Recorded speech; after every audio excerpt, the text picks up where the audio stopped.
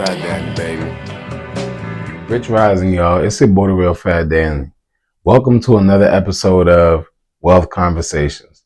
Today, we're going to talk about how society programmed us to be broke. And listen, I come from humble beginnings. My dad and mom, they worked for the school system. I appreciate everything they did for us, right?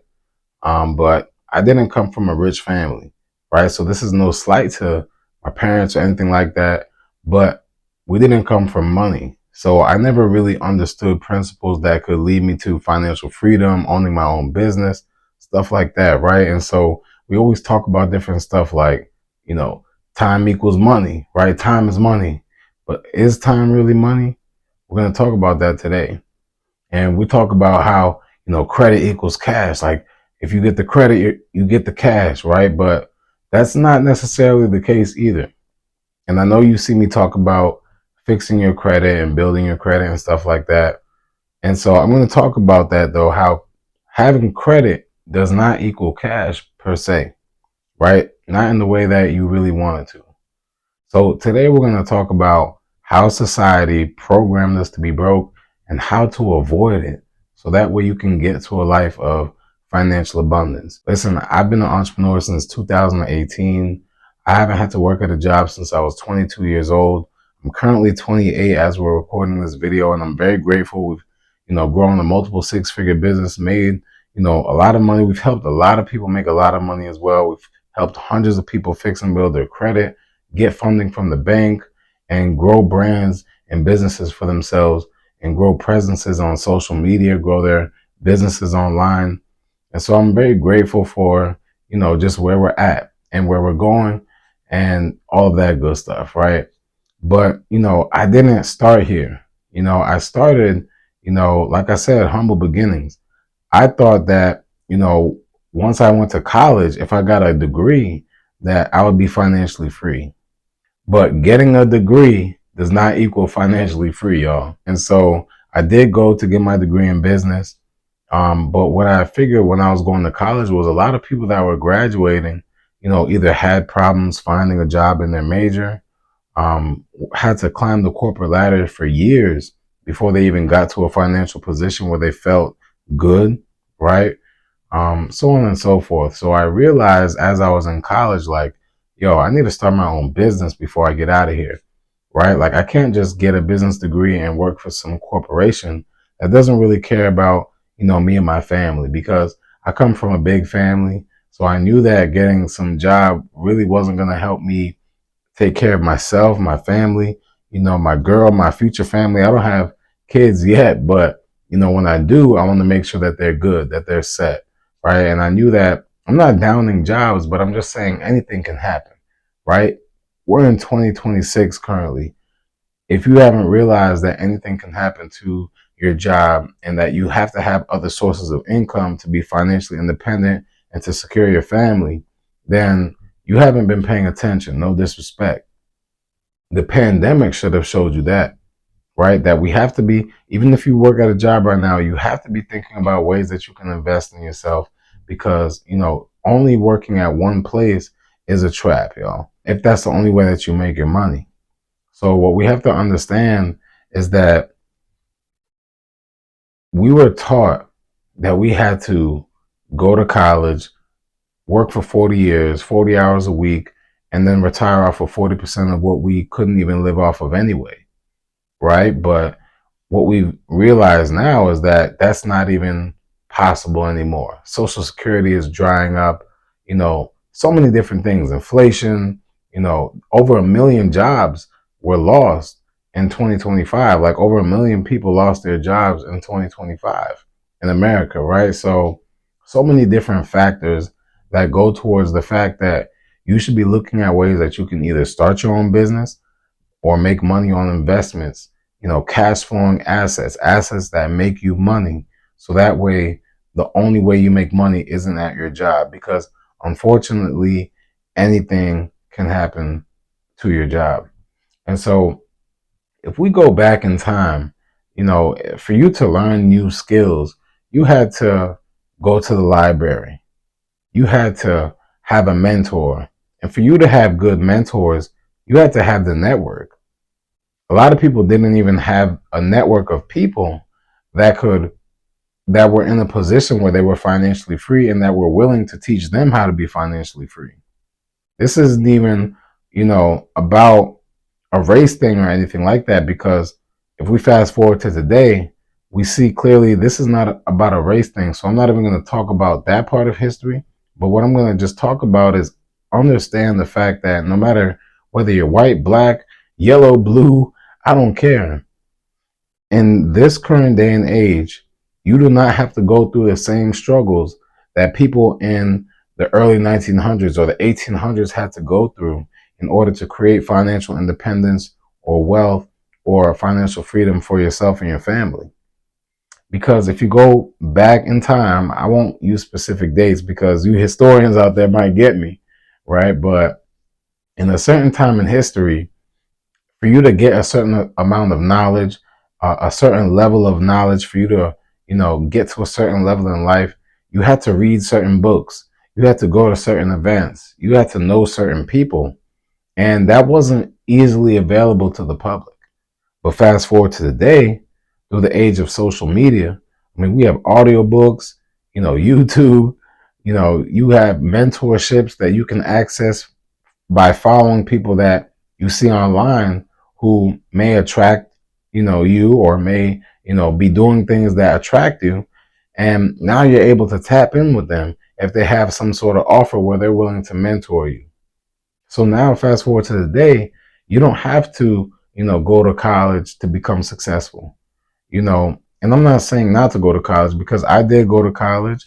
I got my degree in business, but it wasn't because of my degree in business that I've been financially free in terms of not having to work at a job for the last 6 years and, making, they say that less than 10% of Americans make over six figures. I'm not exactly sure about that statistic. You guys can check me on that.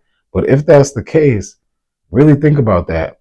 That means that most jobs won't even get you to a point where you can make over, eight, nine, $10,000 a month. And, for some of you that may have those jobs where you do, congratulations to you.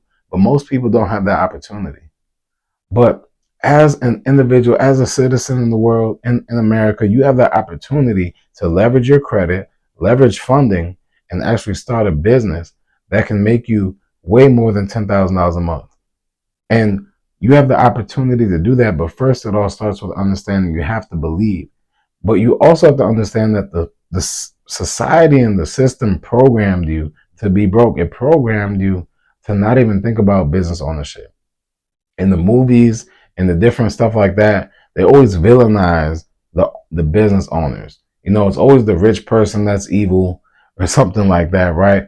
But in real life, money makes the world go around because good people with money do good things with it. Just like how bad people do bad things with it. It's the same thing like a gun.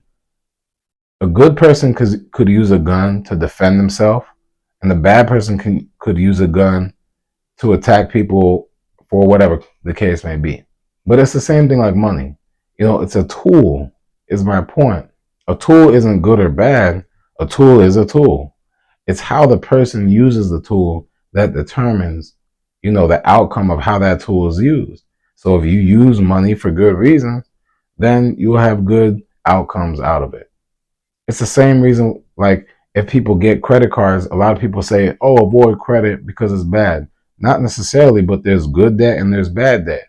If you get credit and you use it just to buy luxuries, travel, Louis V, Gucci, you're buying the fashion, you're buying the, just stuff that doesn't make you money, stuff that you don't really need and you can't technically afford, then of course that's bad debt.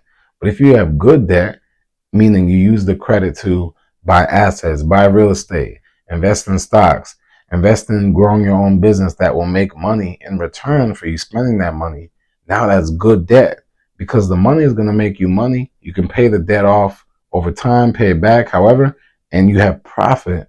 And so that's how you can have good debt or bad debt. See, the credit is what it is. It's not good or bad. It's how a person uses it that determines if it's really good or bad or not. So what you want to understand is that your skills will make you meals. Like, what skills do you currently have that could you could start a business out of? What comes easy to you that's harder for others? Like, what experiences did you grow up with where you had strengths in those certain places and those certain things, and you were able to do it easily than more easier than other people were, right? Like, for example, let's say, you used to do hair with your mom, for example, right? If you're a lady watching this, and over time you say, I don't want to do hair, you want to start your own career, whatever, you want to get a degree, whatever, but you find out that getting the student loans and all this stuff, costs a lot. So what if you started your own business doing hair, and even though you didn't like it, but it's a skill that you have. It's a skill that you grew up with. So what if you made, $100,000, $150,000 a year doing hair, but now you can take that money and you can invest into doing something else that you really want to do. Maybe it's a business you want to start. Maybe it's an investment that you want to make. Maybe you just want to invest into stocks and make your money make you money, whatever the case may be. But maybe the thing that you're passionate about isn't necessarily something that you're skillful with yet. Like, you can be passionate about something but still need to develop the skills of that thing. But you could be very skillful in something but not be passionate about it. Does that make sense? Right? So, like, imagine right now you have skills right now that God gave you that technically you can monetize. Technically, people would pay you for. Maybe you're a good cook. Maybe you're a good singer. Maybe you're a good, whatever the case may be. And you have skills that you could use. You can monetize them because those skills will make you meals. It's something that comes naturally to you already. People would pay you for it. And you can use that to develop the cash flow, develop the assets, and then you could use that money now and that financial freedom and the time that you now have in order to start doing your passion, whatever you're passionate about. Because even if you're not skillful in whatever you're passionate about, at least, you have something that's making you money, paying the bills, taking care of your family, taking care of, the traveling, the expenses, the money that you need. So now when you do your passion, hey, it doesn't matter if it's making you money or not because you're passionate about it. And maybe you become more skillful in what you're passionate about, and then it eventually makes you money. And that's cool too, right? But if you're really passionate about something, it doesn't matter if it makes you money or not, right? Like, my true passion is music. But right, like, when as I was growing up, I realized that I wasn't going to be a broke artist. Like, I'm not going to just be some broke artist, and I'm not signing my soul to no record labels either. So I knew I needed to have my own business, become financially independent. I knew that I wanted to be able to, like I said earlier, secure, help my family out, help my girl, help my future family, so on and so forth. I knew I couldn't just do all that while making music at a job. So I knew if I had my own business, I could have my time back and I can make more money. And when my business is making me more money, now I can do my passion regardless of, whether my passion is making me money or not. Like, when I was younger, I was like, oh yeah, I'm going to be a famous artist, make a lot of money from music. And maybe I will one day. But whether I do or not doesn't matter to me anymore because I found that my skill is in coaching. My skill is in mentoring. My skill is in speaking. My skill is in helping people get to that next level in life. So I use that skill to help me make money and to help others make money and change their life. Now that I have that, I haven't had to work at a job for the last 6 years. So now, I have my own studio in my house right here, and I'm able to make music, do what I want to do when I want to do it. And I'm grateful for that opportunity because I invested in myself, y'all, because I invested in the education outside of my college degree. I got into mentorships. I read the audiobooks. I went to conferences, right? I took the skills that I had available, and then I seeked for more information from people that were willing to mentor me and give me, the blueprint on what will get me to that next level, right? So really think about, what will get you to the next level? What skills do you already have that you could start to develop and learn and grow and add things on top of it to actually start a business out of it? You want to create habits that will actually lead you to the life that you want to live. Because if every day you're doing things that, you that aren't really going to get you to the life that you want to live, a year will go by, 5 years will go by, 10 years will go by, and you'll wonder like why you're at where you're at. But you have to think about what you're doing every day, right? Like, look, let's not let another year go by and we're just doing things that we know won't get us to where we want to be. Because the other side of doing things that don't get us to where we want to be is if we do the things that do get us to where we want to be, we can actually be more grateful and be more excited about life because we know that every day we're taking the steps that will get us to the life that we want to be. And it might take you a year, it might take you 5 years, it might take you 10 years, but just stay solid, stay 10 toes down, keep your head down, stay low, and just stay focused and stay committed to whatever the process is that will actually get you to the life that you want to live. Don't allow the society to program you. Like, if you don't fight for your dreams, then you're going to work for someone who fought for their dreams.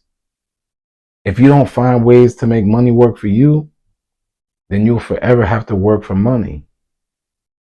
You can get to the life that you want to live if you allow yourself to open up your mind to your imagination, because whatever that you actually desire was given to you by God. Your desires are given to you. They're God-given desires. So you have to understand that this is bigger than just going to work every day, just paying the bills, just playing the role in society that you're supposed to play. This is bigger than that. You want to understand that you have a dream, you have goals, and you have something that you want to achieve in life. And whatever that is, just understand that every single day you need to align yourself with the mindset that will get you there, with the actions that will get you there, and with understanding that when you become the person, then you can do the things and you can have the things that you want to do. So don't just focus on, just trying to do the habits either. As you do the habits, that's one of the steps. Make sure that as you're doing the habits, you're focusing on becoming that person that you really want to be. And every step of the way, you're going to get there. All right, so listen, this is Wealth Conversations with your boy. Make sure you like this video, comment, and make sure you tap in. And subscribe to this channel, y'all, because we're going to make sure that you get to the next level this year. All right, y'all. So that wraps it up for this episode of Wealth Conversations. It's your boy. We're signing out. Let's get it.